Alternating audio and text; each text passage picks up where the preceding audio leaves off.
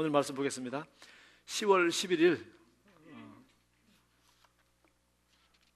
월요일. 내면을 보십시오.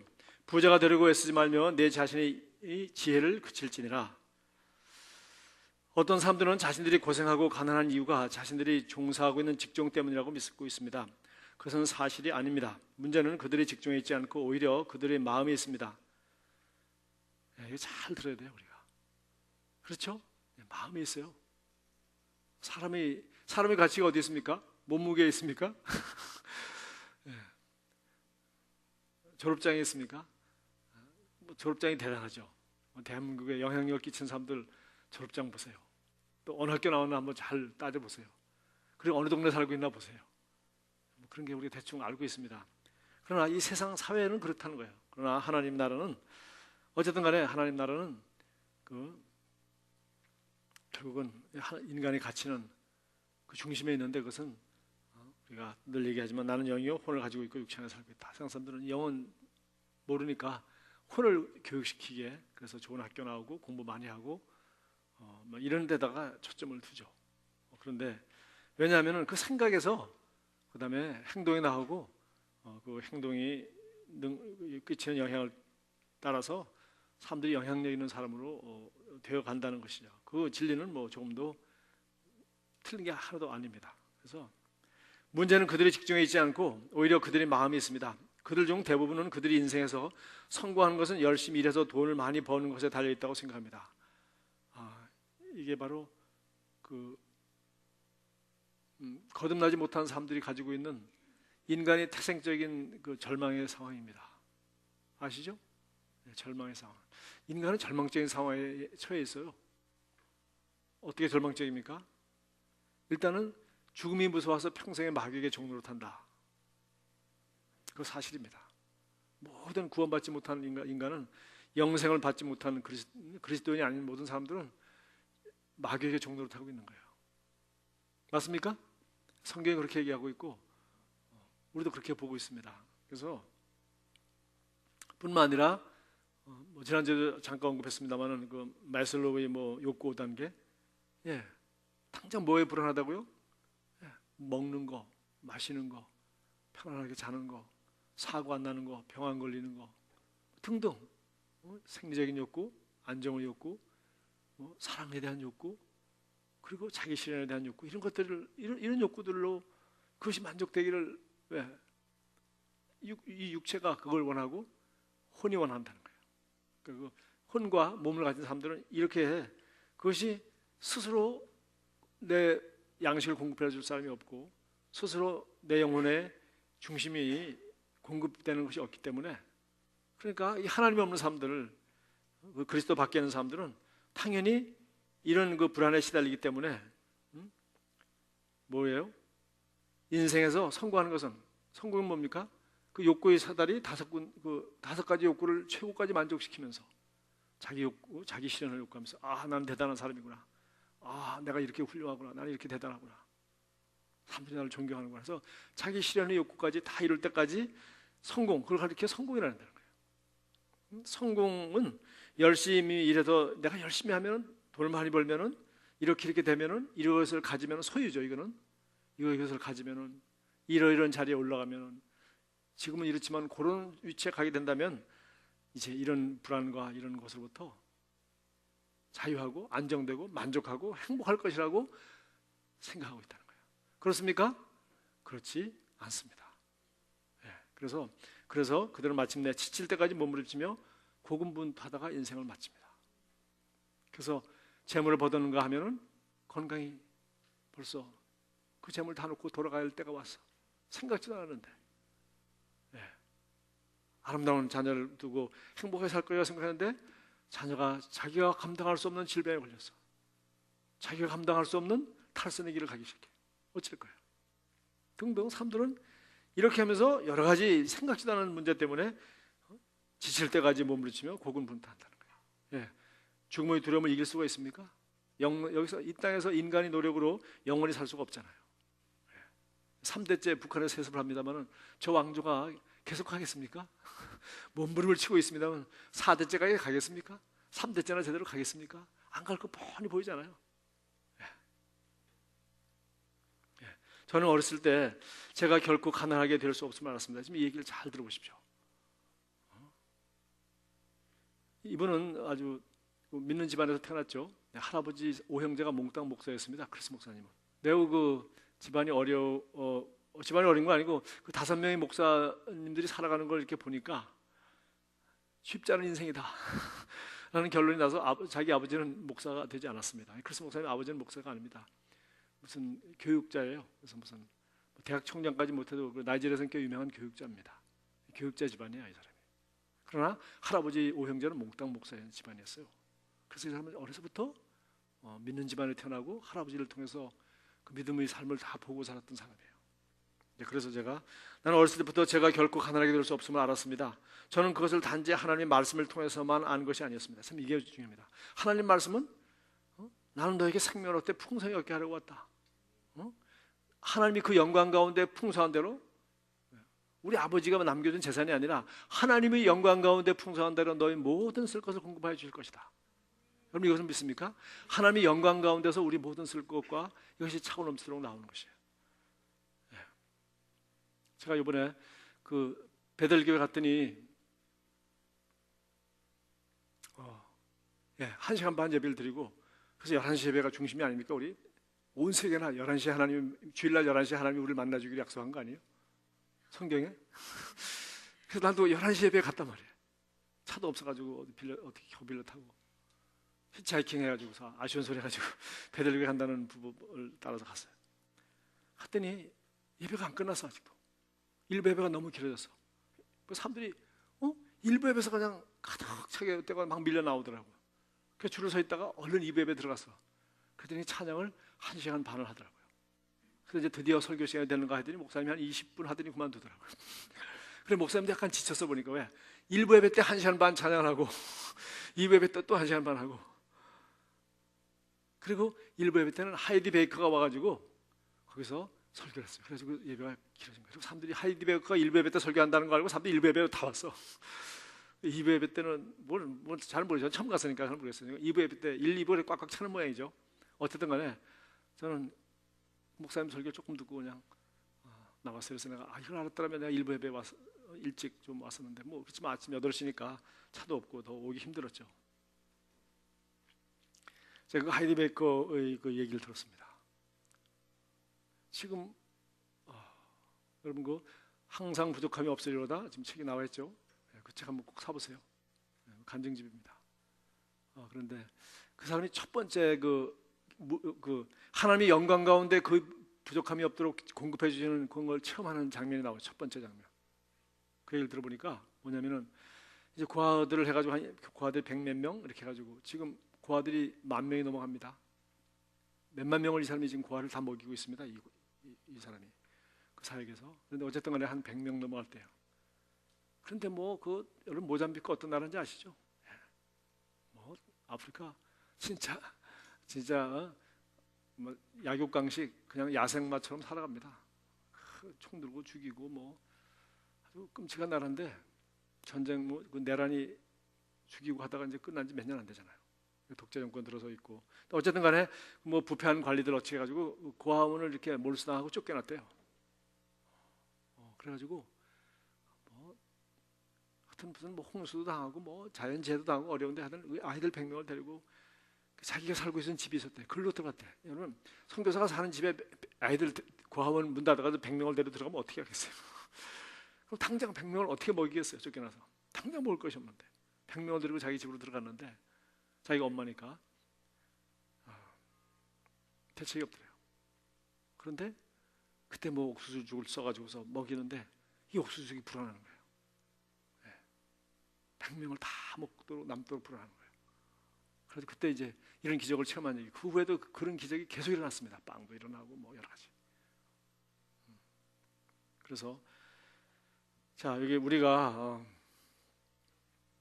그런 얘기들을 하고 있고 지금도 그런 일들이 일어나고 있단 말이죠. 그래서 성경 분명히 하나님이 그 영광 가운데 풍성한 대로 영광이란 말은 여러분 예수님께서 물이 변하여 포도주가 되도록 만드셨을 때 자기 영광을 처음 드러냈다 그랬어요.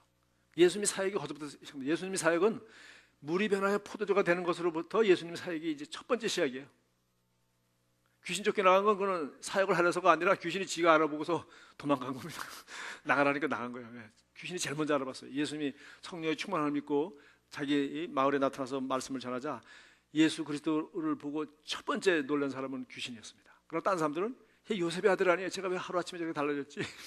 어디 갔다 와서 이제 이러고 이제 딴소리 했지만 자고한 귀신을 알아보고 소리쳤죠. 그러나 첫 번째 기적이 나타난, 능력이 나타나고 표적이 나타난 것은 가나의 혼인잔치였다고 말하고 있고, 그것을 가리켜 물이 변하여 포도가 되는 것을 가리켜 그 영광을 드러냈다. 그 안에 그가 하나님이시란 말이에요. 자기 안에 있는 영광이 드러난 거예요. 그러니까 예수님이 아버지께서 인도해 주시는 대로 예수님이 그냥 당장 물이 변하여 포도주가 되게 할 수 있는 능력이 예수님 안에 있었던 게 아닙니다. 자, 아들아, 포도주가 떨어졌다. 그래서 예수님이 뭐랬습니까? 여자요, 이게 나하고 무슨 상관이 있어요? 예, 포도주 떨어진 거예요. 내가 이게 지금 뭐 주방장입니까? 내가 연회장입니까? 나도 여기 엄마와 같이 여기 초청받아 온 손님 아니에요? 내가 왜 이걸 걱정해요? 그리고 떨어졌는데 내가 어떻게 합니까? 이런 얘기죠. 아직 내 때가 되지 않았다. 그런데 조금 있다가 물을 채우라, 떠다 갖다 주라. 드디어 시간표가 바뀐 거죠. 하나님께서 물을 채우라, 채웠어요. 떠다 갖다 주라.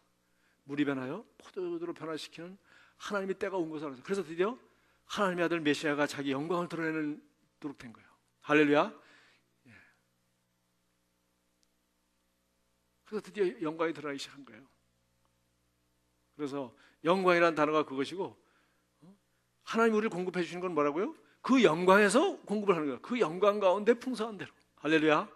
그 영광 가운데 풍성. 그래서 우리가 하나님의 임재가 있다, 하나님의 영광이 임하였다는 얘기를 말하고, 그 영광 가운데 모든 게 다 있는 겁니다. 암만 자도 낳고 귀신도 쫓겨나고 모든 것이 다, 할렐루야. 하나님의 영광이 임재하면 우리의 영과 혼과 모든 필요가 다 만족될 뿐만 아니라 영광 가운데 그 풍성한 대로 우리 모든 필요를 공급해 줄 수 있는 분이에요. 그것이 성경에 말하고 있는 건데, 우리가 이것을 우리 교회에서 그리스도인의 삶 가운데서 당연하게 보고 있지를 못할 뿐이지. 당연하게 보는 것이 그 선교지에서 모잠비크에서만 일어난 일이 아니라 지금 세계 어디서나 일어날 수 있는 일이라는 겁니다. 그 영광을 드러내기를 하나님 원하시다는 거죠. 자, 그래서 나는 어렸을 때부터 제가 결코 가난하게 될 수 없음을 알았습니다. 저는 그것을 단지 하나님의 말씀을 통해서만 아는 것이 아니라, 우리는 이걸 말씀을 통해서만 아는 게 문제란 말이에요. 예수님이니까, 사도행전 초기 초대교회니까, 그러면 지금은 나는 지금 초대교회보다 더 좋은 때예요.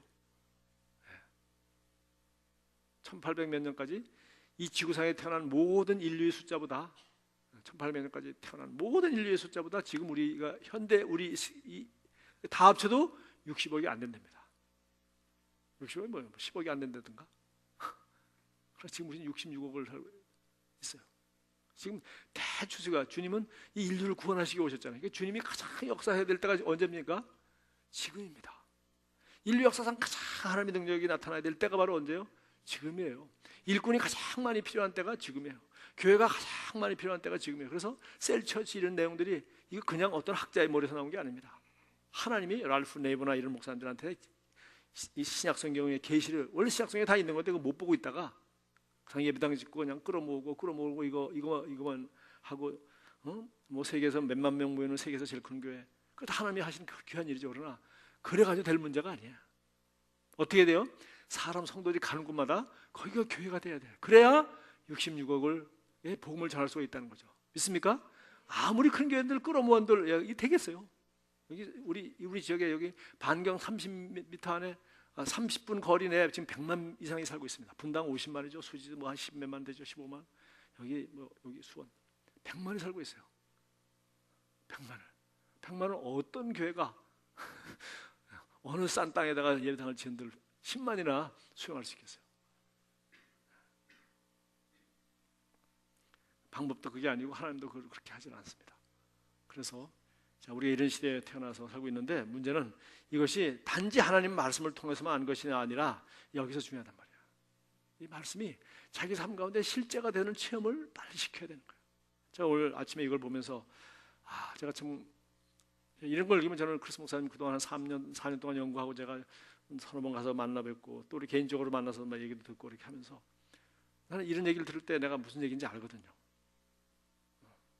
제가 직접 보았고 현장도 보았고 제가 남아공 가서도 제가 실감을 못 느꼈어요. 치유 학교 뭐 그만 하니까. 나이지리아 가니까 제가 나이지리아 처음 가는 그 주에 그 무슬림들이 기독교인 공격해가지고 서로 싸워가지고 200인가 400명이 죽었어요. 근데 세계 뉴스에도 안 나. BBC 방송에만 나는 깜짝 놀라서 나는 그런 내가 나이지리아 가는 곳에 그런 일이 있었나. 공항에 나와서 사람들이 와서 나를 에스코트하려고 데려가려고 모시러 나왔더라고요. 두 번째 갈 때부터는 마중도 안 나왔어. 처음에 갔을 때 공항에 나를 에스코트하려고 데려왔더라고요. 근데 세계 뉴스에도 안 나. 한국 뉴스는 전혀 안 났습니다. 근데 BBC 방송에는 400명이 죽었다고 나. 그리고 그 후에도 또 있었어요. 수시로. 지금 무슬림과 기독교가 같이 반반 나눠서 이렇게 대적하고 이렇게 한 나라에서 무슬림이 들어가면 싹쓸이 해버리잖아요. 왜? 무슬림 안 하면 다 죽이잖아요. 무슬림 들어가면 기독교는 끝입니다. 아니면 다 순교하든지 순교하게끔 해버리기 때문에. 그런데 같이 공존하면서 이렇게 대치하고 있는 나라는 거기밖에 없고 그래서 거기서 400명이 죽고 800명이 죽고 그래요. 제가 거기 가서 그 컨텍스트, 그 상황을 보고 내가 그래서 하나님이 이 나이지리아 이 목사님들 그리고 이 크리스 목사님 같은 사람들에게 이런 계시와 이런 능력 있는 말씀을 준다는 걸 제가 거기서 알았어요. 아, 여기서 뭐 시작에 우리가 알고 있는 이런 힘없는 기독교 갖다 놓다가 벌써 완전히 회교들한테 벌써 뭐 키고 많았습니다. 그 지금 나이지리아 대통령도 회교도입니다. 근데 그리스도인이 대단하거든요. 3만 명이 모여가지고 박수만 치는데도 사흘 동안 떠나지 않아요. 3만 명. 거기 실내 체육관 같이 생긴 그 예배당이 3만 명. 그런 게 지금 두 개, 하나 또 더 큰 거 지금 짓고 있더라고요. 지금 짓고 있는 거 다 끝나지도 않았어. 바닥도 뭐 제대로 안 깔아놓고 지금 2년 3년 가도 맨날 그대로 있어. 참 그거 보면 우리 한국에 하여튼 건설하는 거지. 제 친구가 한국 오면 올 때마다 그냥 타워 크레인 올 때마다 도시가 생긴다고. 30년부터 와봤으니 분당 같은 도시 그냥 벌판에 생긴 것도 봤으니 대한민국은 끝없이 파일구고 그 도로 닦고 집 짓고 바다를 메우고 끝없이 건설하는데 그래서 뭐라 그래요? 다이나믹 코리아라잖아요. 세상에 이렇게 한국 사람들 같이 이렇게 활동적인 사람이 없습니다. 하여튼 새벽부터 일어나도 새벽 기도하는 사람도 이 사람들밖에 없고 토요일 날도 제가 어디 결혼식에 가는데 아니 토요일 날 분당 가는데 길이 막혀가지고 갈 수가 없어요. 토요일 날 다 어딜 그렇게 가나? 집 있으면 쉬라고 그러는데 더 바빠 더. 이것은 말씀을 통해서만 하는 것이 아니라 실제로 알아야 된다. 실제로 알지 않으면은 실제로 보여주지 않으면 그래서 여러분들이 이제 결혼해서 자녀 낳아서 기르신 분들은 두고 할 겁니다. 여러분이 실제로 보여준 것만큼은 여러분 자녀들이 그 믿음을 따라옵니다. 여러분 그냥 교회 댕기고 성경 읽으라 선물 사주고 책 사주고 가지고 되는 게 아니에요. 부모가 살아내는 것만큼은 애들이 봤잖아. 보고 있잖아. 이게 진짜인지 가짜인지 어느 정도 되고 있는지 애들이 안 보려도 봤잖아. 속속들이 봤잖아. 그러니까 예수님은 12제자들은 예수님을 잘 알았어요. 뭐 영적으로는 잘 몰라도 좌우지간 나중에 성령 받고 예수님은 이런 사람을 만났을 때 어떻게 했다. 이런 일이 있을 때 예수님이 어떻게 했더라. 그들은 너무 잘 알고 있었어요. 왜? 본 게 있으니까. 그러나 성령을 받게 됐을 때 보기만 하는 것이 아니라 본대로 할 수 있었어요. 할렐루야. 보는 게 중요해요. 안 되더라도 성경으로만 하는 게 아니라 두 번째는 뭡니까? 보아야 됩니다. 저도 지금 미국 가서 제가 보고 왔잖아요. 보려고 거기를 갔잖아요. 보는 거. 아이고 뭐 동영상으로도 보죠. 동영상으로 봐도 돼요. 그러나 현장을 봐야지. 그래서 우리가 이 말씀을 통해서만 배운다는 게 지식적 접근이요, 학문적인 접근이요. 세상 공부를 그렇게 하잖아요. 수학도 그렇게 하고 과학도 그렇게 하고 다 수학으로 풀고 그러잖아요. 그 접근이는 곤란하다. 그 접근만을 가지고는 절대 안 된다는 겁니다. 우리 기독교는 체험해야 돼요. 맞습니까? 하나님을 만나야 되는 거예요. 그래서 제가 이런 것도 그래. 이 하나님 말씀만 잘 가르친다고 되는 게 아니라 뭘 해야 돼요? 그 말씀을 하시고 말씀의 영감을 불어넣으신 그 성령 하나님을 만나야 되는 거예요. 하나님을 만나도록 해줘야 되는 거예요. 내가 말씀을 전하는 이유도 하나님을 만나도록 해줘야 되는 거예요. 기도하게 하고 기도하는 이유도 성령의 음성을 듣게 해야 되는 거예요. 성령의 음성을 듣고 순종했더니 기적이 일어나더라. 하나님의 역사 일어나더라 하는 걸 체험하게 해줘야 되는 거예요. 체험도 없고 듣는 것도 없고 열매도 없고 기도 많이 한다? 새벽 기도 열심히 한다? 2시간씩 한다? 몇 시간 한다? 그걸 가리켜 뭐라 그래요? 종교라는 거예요. 아무 열매도 삶도 변화시키지 못하고 영혼도 구원하지 못하고 주님에 대한 사랑도 없고 영적 구원에 대한 순종도 없고 아무도 없는 그런 기도 잘하는 삶. 우리가 지금 얼마나 잘못된 바리새인들을 만들어내고 있는지 한번 생각해 보세요. 여기만 있는 것이 아니라 태워져야 되는 거예요. 나타나야 되는 거예요. 사람 가운데 그 인격과 삶과 영향력 가운데 나타나야 되는 거. 안 나타나면 뭐가 지금 크게 잘못된 거예요 지금. 그 수도원 영성으로 들어간 거죠. 사마리에 앉아가지고 하나님만 사랑하기로 작정한 사람들이. 그런 영성 아무도 못했습니다. 세상의 빛이라 했지. 세상의 빛. 왜? 세상은 어둠 가운데 있기 때문에. 세상의 소미에서. 왜? 세상은 썩어. 지금 눈에 보이는 것 때문에 다 썩어가고 있기 때문에 다 종말을 향해 달려가고 있기 때문에 세상의 소미를. 그래서 자, 근데 이 재미있는 것은요, 제가 제대로 하기 위하여 배운 이 세 가지 일은, 즉 이 하나님의 역사와 능력과 지혜와 말씀이 이 실제라는 것을 내가 체험하는 것은 뭐라고 그랬어요? 세 가지를 통해 깨달았는데, 첫째는 구두 닦이고, 두 번째는 세차이고, 세 번째는 재봉이었대요. 얼마나 무슨지요. 그렇지만 여기 제가 이거 참 무슨 얘기한다 이거. 자, 이 구두 닦기, 세차, 재봉, 이게 지금 무슨 얘기를 하고 있습니까? 이 사람이 어떻게 말씀이 실제가 된다는 걸 자기가 체험했다는 거예요. 왜 이게 구두 닦기 하면 제일 먼저 떠오르는 게 뭐죠? 구두 닦기. 이건 몇 살짜리가 할 수 있는 거죠? 4살짜리도 할 수 있는 거예요. 5살짜리도 할 수 있는 거예요. 그러니까 너는 공부만 해라. 사과도 깎을 줄 모르는 고등학교 졸업할 때까지 살을 못 깎아. 이 집에서는 괜찮으면 시집 가면 문제가 생깁니다. 시아버지한테 사과도 하나 못 깎고 왜? 칼 이게 잘 안 돼. 왜? 엄마가 항상 사과 깎아다가 대령했거든. 잠 안 자고 1시까지 기다려 간식 갖다가 엄마가 다 갖다. 이래도 이렇게 되면은 참 이거 우리 한국 교육은 지금 뭐 내가 너무 과장하지만은 그렇게 하면 절대 안 됩니다. 4살짜리부터 아버지 구두를 닦게 해주고, 구두를 잘 닦는 아이로 길을 가르쳐주고, 침대 타가면서 광내는 거 가르쳐주고. 그래서 이걸 잘하도록 해야 돼요. 그래서 구두 닦기 해서 세상에 먹고 사는 사람이 있습니까? 없습니까? 구두 닦기 해가지고 세계적인 기업을 일으킨 사람이 있습니까? 별로 없죠. 그러나 여러분, 신문팔이, 신문 돌리는 거 가지고 세계적인 기업을 일으켰던 사람이 있습니다. 누군지 아십니까? 모르시네. 세상은 넓고 할 일은 많다. 누군지 아십니까? 그 사람이 피난 시절 대구에서 신문 돌리는 사람이었어요. 근데 그 사람 신문 돌리는 얘기 읽어보면 역시 세계적인 기업가가 될 만한 것이 벌써 그때 있었습니다. 자, 신문이라는 것은 그 당시 이제 뉴스, 라디오, TV 이거 없을 시대입니다. 신문이 겨우 나오는 피난 시대니까 오죽했겠어요. 얼마나 굶주렸겠어요. 뉴스에. 그러니까 아침 신문 일찍 나와야 되는 거예요. 새벽 신문 돌리게 하려면 뭐 해야 돼요? 새벽형 인간이 될 수밖에 없어요. 일찍 일어나야 됩니다.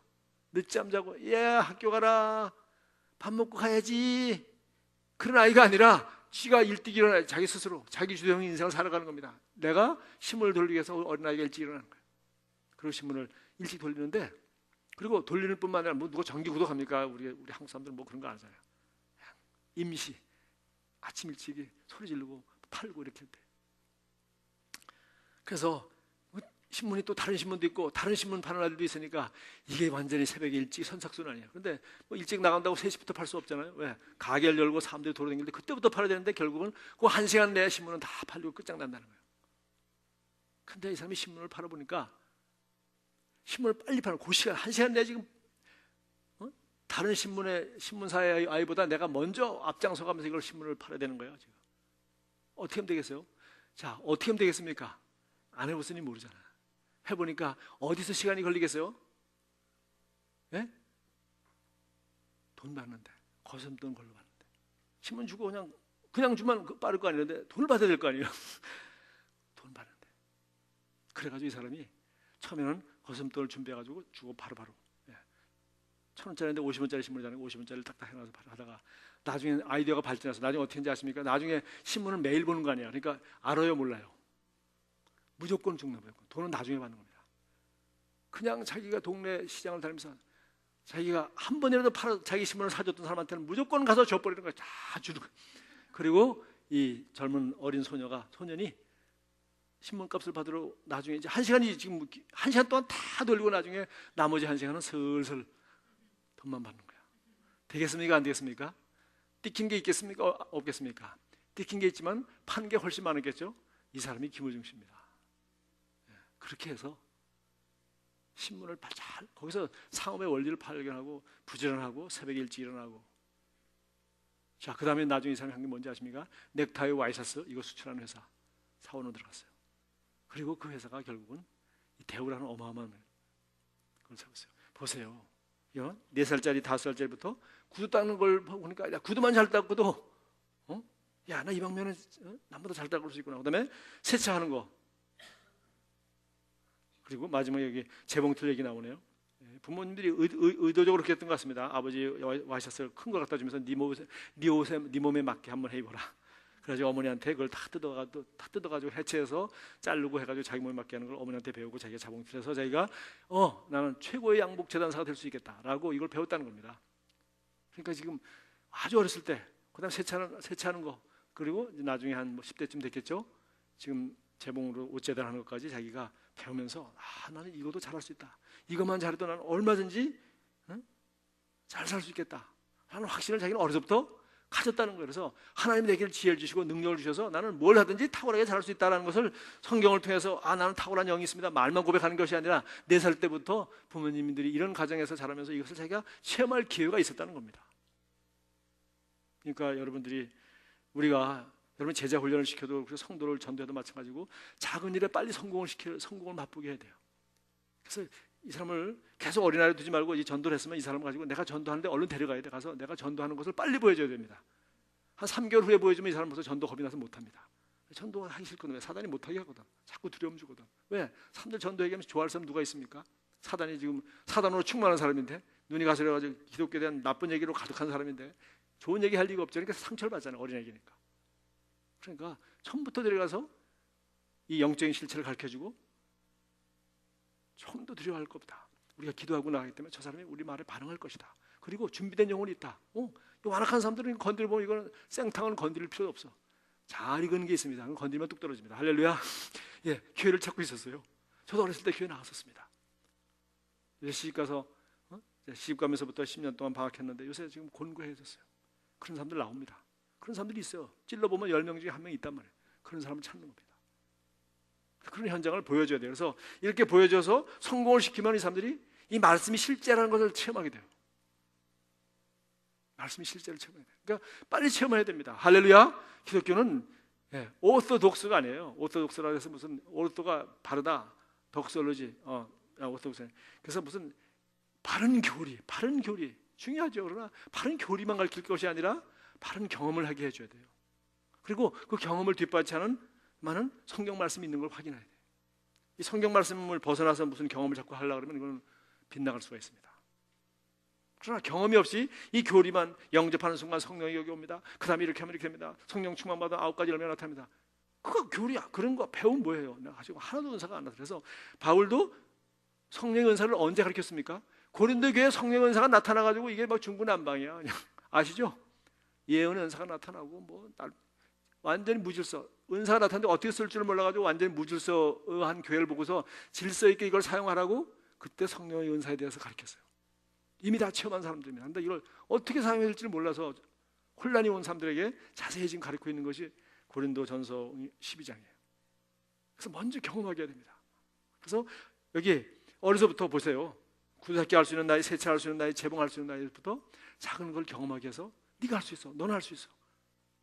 너는 지혜가 있어. 너는 능력이 있어. 그래서 어머니한테 배웠다는 얘기, 특별히 거기 오수선한 얘기였어요. 저는 제 안에 능력이 있는 것을 체험했습니다. 보았습니다. 한 얘기죠. 맨 마지막 시간이 흐르면서 저는 적절하게 자르는 법을 배웠고 점점 나아졌기 때문에 제가 만약 재단사가 된다면 최고의 재단사가 될 수 있을 것이라는 확신을 가지게 되었습니다. 당신은 위대한 창조적인 아이디어들을 창출해낼 수 있는 능력을 가지고 있습니다. 맞습니까? 이것은 이론만이 아니라 이제 드디어 구두라도 닦아보고 재단도 해봄으로 말미암아 내가 느껴서 내가 아는 거예요. 경험을 하면 이게 가르쳐서요 진짜 아는 겁니다. 할렐루야. 아는 거예요. 아는 거예요. 축복을 맛보므로, 하나님의 선하심을 맛보알므로 그분이 나의 모든 저주를 짊어졌다는 걸 내가 아는 거예요. 이 하나님이 내게 주신 축복의 맛이 이렇게 좋은 것이구나. 맛보아하는 거예요. 당신이 위대한 창조적인 아이디어를 창출할 수 있는 능력을 가지고 있습니다. 그러므로 그러한 것들을 위하여 당신 내면을 보십시오. 어디다 있습니까? 거듭난 영 안에 다 있단 말이죠. 그러한 아이디어를 제대로 활용하기만 한다면 돈보다 더 가치가 있습니다. 당신이 당신의 아이디어를 충분한 기간 동안 품고 자신을 그 방향으로 훈련한다면, 제가 오늘 이 시간 여러분에 강조하는 게 바로 이런 아이디어라든가 이런 생각을 보고 고백만 하는 거 되는 게 아니에요. 성경이 말하고 있습니다. 훈련해야 된다. 훈련, 생각의 훈련, 말의 훈련, 몸의 훈련을 해야 돼요. 얼마 후에 당신은 하는 일에서 능숙하게 될 것이고, 그러면 돈이 당신에게도 올 것입니다. 돈은 아이디어의 노예이기 때문입니다. 맞습니까? 그래서 오늘도 하나님은 여러분에게 사과를 갖다가 한 가마니 주지 않아요. 사과 한 가마니 주면 어떻게 돼요? 다 썩습니다. 또 한 가마니 보관하려고 여러분 김치냉장고 사봤자 배보다 배꼽이 더 큽니다. 김치냉장고 얼마나 비쌉니까? 그리고 그렇게 김치냉장고 그 비싼 데다가 사과 한 가마니 저축해봤자 한겨울도 다 못 나서 끝납니다. 하나님 우리에게 뭘 주신다고? 씨앗을 주셔. 씨앗을. 여러분이 방언으로 기도하는 순간, 기도하는데 하나님이 지나가는 그림으로, 생각으로, 아이디어로, 아니면 지나가다가 신문 한 조각을 읽든지 아니면 뭐 뉴스를 보든지 뭐 어떻게 하든지, 하나님이 우리에게 아이디어, 하늘로 떨어진 계시. 계시는 뭡니까? 안 보이던 것이 보이는 거예요. 지금 하나님이 감췄던 것이 하나님이 쓱 열어주면 보이는 거예요. 그림이 딱 보여지는 거예요. 씨앗만 보여진 것이 아니라 사과나무가 보여지는 거예요. 우린 사과씨를 보면 그 사과나무가 보이잖아요. 그리고 이제 우리는 이 사과를 심는 농부가 아니기 때문에 우리는 뭐예요? 사람을 키우는 농부에서 제자를 삼으라. 예수님 뭐랬어요? 예배당 지랄하지 않았어요? 제자를 삼으라. 이 사과만 보는 것이 아니라 이 사과 하나를 내가 심어놓으면 이렇게 500개가 열리고, 이 500개가 제대로 된 사과가 나오면 이 500개가 나가서 또 500개가 된다. 할렐루야. 3대 만에 25만입니까? 25만인을 바라보는 거예요. 이게 바로 제자의 눈입니다. 그러니까 우리 아이디어가, 이 재정도 똑같아요. 이 재정 하나가, 그런 문제는 이걸 갖다가 여기 말했잖아요. 이 아이디어를 오랫동안 품고 그 방향으로 훈련하고 준비해야 돼. 아무리 좋은 아이디어 줘도 이런 아이디어를 스티브 잡스만 이런 아이디어를 받았었겠습니까? 많은 사람들이 이런 아이디어를 가지고 있었어요. 그러나 잡스는 때에 맞춰서 거기에 썩 맞는 것을 만들어내서 조합하고 만들어내서 광고하고 터뜨려서 사람들에게 알릴 수 있는 이런 실력과 능력이 있는 사람이에요. 이 사람이 지금 한두 번 해본 사람이 아니잖아요. 그죠? 맥킨토시 그 그림 지금 때마다 성공했거든요. 때마다. 그러니까 이 사람이 이런 실력과 기술이 준비되어 있는 사람이에요. 그러니까 이 아이디어가 이 사람을 통해서 큰 돈으로 이 사람에게 따라가는 거예요.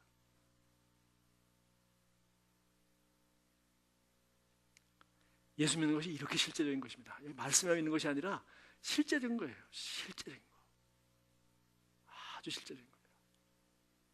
그리고 잠언 읽어보면 이런 것 실제적인 것을 뒷받침하는 모든 지혜가 잠언에 다 있습니다. 아멘.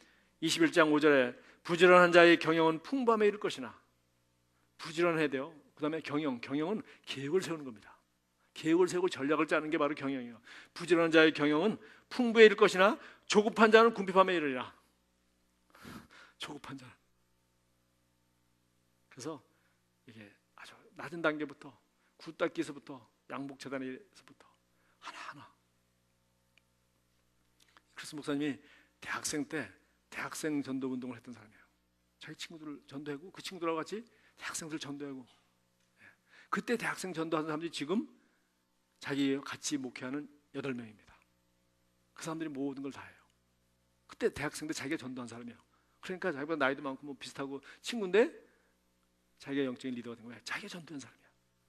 그리고 그때 자기가 같이 전도운동 하던 사람이, 같이 전도운동을 하던 사람이 지금은 25년, 30년 하고 나서 지금 어떻게 30년 안 됐겠지만 뭐 한 30년 모르겠습니다. 지금 아프리카를 목회하고 있어요.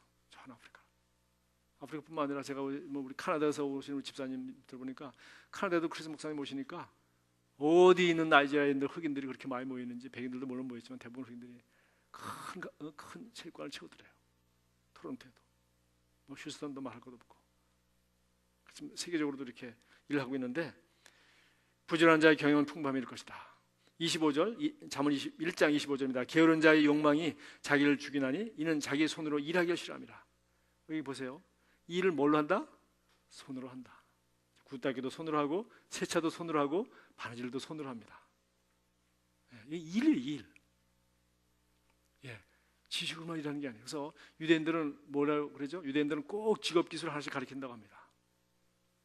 유대인들은 꼭 직업 기술이 있어요. 그러니까 책을 다 뺏겨도 지식을 다 뺏겨도 지식은 뺏어갈 수가 없잖아요. 지식은 그래서 유대인들은 지식을 하나님 아는 지식, 세상에 대한 지식, 차원 지식은 뺏기지 않아. 책은 뺏길 수 있어도 지식은 뺏기지 않아. 그리고 기술도 마찬가지입니다. 똑같은 손으로 돼 기술이 있으면은 물론 정경화가 손으로만 하는 건 아니겠죠. 머리에 그 음악이 다 들어있겠죠. 손을 놀리는 건 그 머리입니다. 바이올린은 머리를 키는 거지 손으로 하는 게 아니잖아요. 그러나 머리로만 한다고 되는 것이 아니라 손이 그걸 따라가 줘야죠. 이렇게 감각이. 아이폰에 뭐 이게 유튜브 눌러보니까 어린아이가 기타를 기가 막히게 치더라고. 뭐 그런 게 막 떠 있더라고요. 그래서 게으른 자의 욕망이 자기를 죽이나 이는 자기 손으로 일하기를 싫어합니다. 이게 손으로 이건 몸을 단련시키는 거니까 이건 다 손으로 하는 거 몸으로 하는 거 이건 다 오랜 세월이 걸립니다. 능숙해지려면 오랜 세월이 걸려요. 잠언 22장 29절 내가 자기의 일에 능숙한 사람을 보았느냐 이러한 사람은 왕 앞에 설 것이요 천한 자 앞에 서지 아니하리라. 자기 일에 능숙한 사람을 보았느냐. 여러분 제가 마지막으로 꼭 드리고 싶은 말입니다. 여러분들이 지금 예선교 산학에서 훈련받고 공부하는 때 여러분의 자기 일이 뭡니까? 그걸 여러분이 정의를 내리십시오. 그리고 그 일에 능한 자가 되세요. 여러분 사역자로서 혹은 여러분이 정말 하나 예수의 제자로서 내가 무엇을 내가 전문가가 되어야 되겠는가? 영혼을 구원하고 기도하고 믿음으로 살고 하나님의 공급하심으로 살고 모든 분야에 여러분 이게 성경에만 있는 것이 아니라 여기 능숙한 자가 되라는 거예요. 자기 일에 능숙한 자를 보았느냐? 그는 반드시 왕 앞에 설 것이다. 좋은 말, 우리 성경적인 말은 하나님께서 진급시켜 주시는 거죠. 기도하겠습니다. 주님 감사합니다. 오늘도 저희들이 귀한 말씀 통해서 저희들이 새롭게 도전받고 또 계시를 받고 저희들이 삶 가운데 적용하여 아름다운 열매, 풍성한 열매를 맺게 될 것을 인하여 감사드립니다. 예수님의 이름으로 기도합니다. 아멘.